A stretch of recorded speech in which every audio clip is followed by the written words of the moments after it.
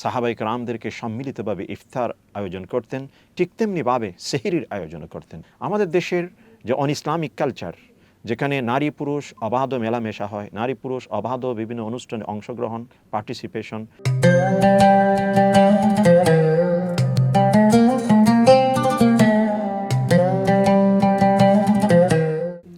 আসসালামু আলাইকুম ওয়া রাহমাতুল্লাহি ওয়া বারাকাতুহু।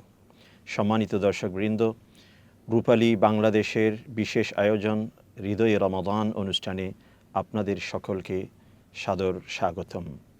আপনাদের সাথে রয়েছি আমি হাফেজ মাওলানা মুফতি মোহাম্মদ দিলাওয়ার হোসেন, খতিব, বনানী সেন্ট্রাল জামে মসজিদ।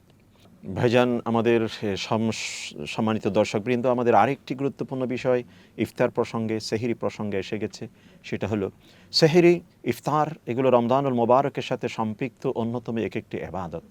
এই ইবাদতকে সম্মিলিতভাবে উদযাপন, এটাও একটি ইবাদত। রাসূল করিম সাল্লাল্লাহু আলাইহি ওয়াসাল্লাম সাহাবায়ে কেরামদেরকে সম্মিলিতভাবে ইফতার আয়োজন করতেন, ঠিক তেমনিভাবে সেহরির আয়োজন করতেন। ইবনে আব্বাস রাদিয়াল্লাহু আনহু একদিন রাসূল করিম সাল্লাল্লাহু আলাইহি ওয়াসাল্লাম শুদ্ধ সেহরি গ্রহণ করে মসজিদের বাহির থেকে অন্য সাইড থেকে বের হচ্ছেন, মসজিদে নববীতে শোরগোল হচ্ছে। জিজ্ঞাসা করা হলো, কী হচ্ছে? যে সাহাবায়ে কেরাম মসজিদ নববী থেকে সেহরি খাওয়ার পর, ইফতার নয়, সেহরি খাওয়ার পর তেনারা বের হচ্ছেন। এতে করে বোঝা গেল ইফতার এবং সেহরি দুটোই বড় আয়োজন, এটা একটি গুরুত্বপূর্ণ আমল। কিন্তু একটি প্রশ্ন থেকে যায়, আমাদের দেশের যে ইসলামিক কালচার, যেখানে নারী পুরুষ অবাধ মেলামেশা হয়, নারী পুরুষ অবাধ বিভিন্ন অনুষ্ঠানে অংশগ্রহণ, পার্টিসিপেশন, একই টেবিলে একই পাশাপাশি বসে খাদ্য গ্রহণ যেখানে হয়, এইরকম যদি কোনো ইফতার এবং সেহরির আয়োজন করা হয়, সেখানে পর্দার খেলাপ হচ্ছে, যেটি ইসলামের একটি ফরজকে সম্পূর্ণ অস্বীকার বা ফরজকে অমান্য করা হচ্ছে।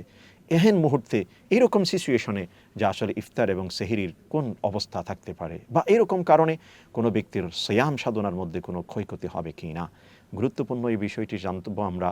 যে ইসলাম এমন একটি সুন্দর ধর্ম, যে ইসলামের প্রত্যেকটি কাজের মধ্যেই একটা রুবুবি পরিকল্পনা রয়েছে, সমাজের শৃঙ্খলার একটি শিক্ষা সেখানে রয়েছে। নারী পুরুষের যে পর্দার একটি বিষয়, এটা এই জন্যেই ফরজ করা হয়েছে যাতে করে কোনো পুরুষ বা কোনো নারী অপর লিঙ্গের মাধ্যমে কোনোভাবে মানসিক দৃষ্টিকোণ থেকে প্রভাবিত না হয়। যদি কোনো ব্যক্তি সেহরি করতে গেছেন, ইফতার করতে গেছেন, সেখানে সেহরির মতো একটি গুরুত্বপূর্ণ আমল তিনি করছেন, সেই মুহূর্তে বেপর্দা কোনো একটা রূপসী মেয়ে যদি সামনে আসে, তার আত্মিক যে পরিচ্ছন্নতার বিষয়, সেখানে আল্লাহর পাক কোরআনে কারীমের মধ্যে ইরশাদ করেছেন, ফায়াতমা আল্লাযী ফী কলবিহি মারাদ। সকল মানুষের মানসিকতা সমান হয় না। কোনো ব্যক্তির দুর্বল চিত্তের কারণে মনের মধ্যে অন্য কোনো কিছুর উদ্রেক হতে পারে।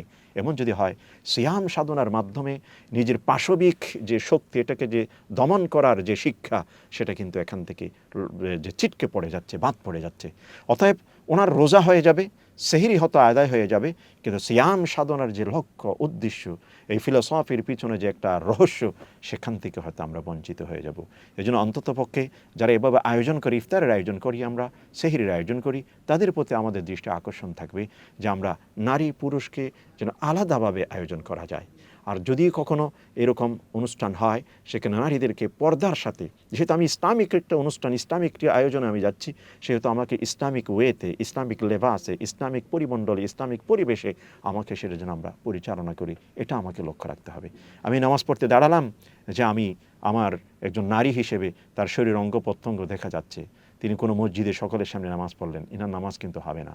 কারণ এখানে অনেকগুলো বিষয় রয়েছে। ঠিক তেমনিভাবে সিয়াম সাধনার ক্ষেত্রেও, সিয়াম হয়তো কোনো ক্ষতিগ্রস্ত, সিয়াম হয়তো ভাঙবে না, ইফতার হতে হয়ে যাবে, কিন্তু তার যে রহস্য, তার পেছনে যে শিক্ষা, তার থেকে যে অর্জন, এইটুকু থেকে আমরা বঞ্চিত হয়ে যাব।